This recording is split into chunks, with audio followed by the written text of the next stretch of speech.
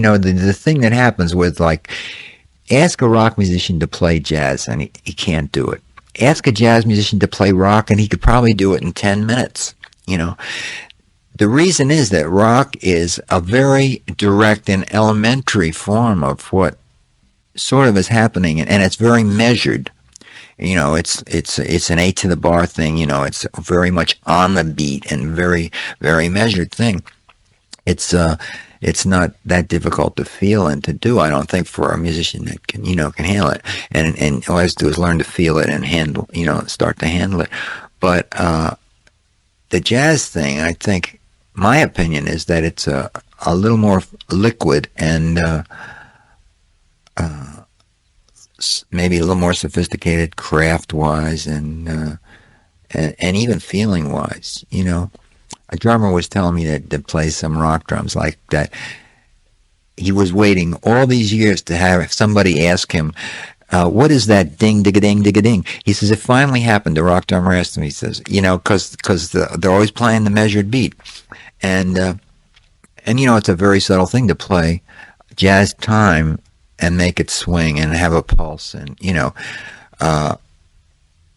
rock is, if anything, it's not subtle. I think we can all admit, Yeah, it's very direct. There's nothing wrong with being direct. I don't like to go around corners, even when you're subtle. But that's, I don't know. It's about the only thoughts I guess I have on it. To me, one of the things that happens, and happens in African music, it happens in a funny kind of polyrhythmic way, when a measured beat, as you say, becomes an unmeasured beat. Yeah. Superimposed. Yeah, it's just superimposed things. Yeah. It's not that indigenous to jazz, it doesn't seem to me, but in the very best jazz. Yeah. And the mind seems to begin to wander. The mind seems to be able to get free of where it's anchored. There's polyrhythm, so well, there's a fifth beat in there coming in, and now it's in 5, and now it's back. Whatever, right, whatever it is, I agree. Have you theorized about that? Well, to the extent that I used to say, I'm really glad about rock for one reason, that it has taught the kids where the beat is, and it really did. And I would say that the rock generation knows much more where the beat is than for, say per 100,000 population, than per 100,000 population did, when I was like, a teenager. The kids used to get out there on the dance floor, and they didn't know where the beat was. They just shuffle around, and very few, musicians know it. And that, I feel that rock has done well. Now that they know where the beat is, the thing is to feel it and to do something a little less, obvious with it.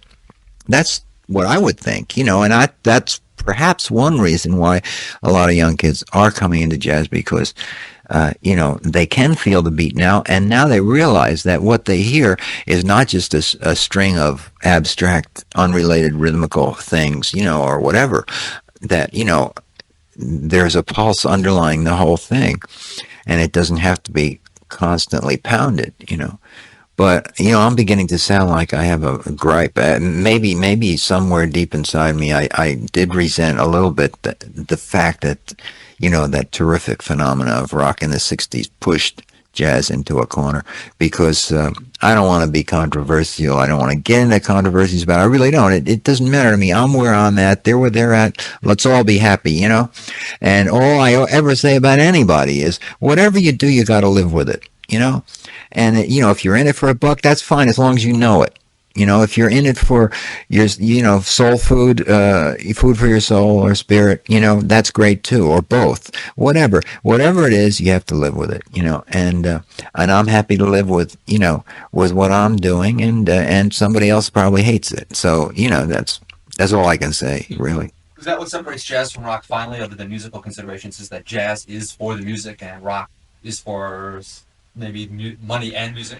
I really don't know. I guess you'd have to do a survey of rock musicians and ask them what their motivations are, if you could get honest answers, I think a lot of them would admit they want fame, popularity, girls, whatever, and I'm sure that those things all play some part in any person who's professionally ambitious in any field of music. But where those things line up numerically as far as priorities might vary a little bit.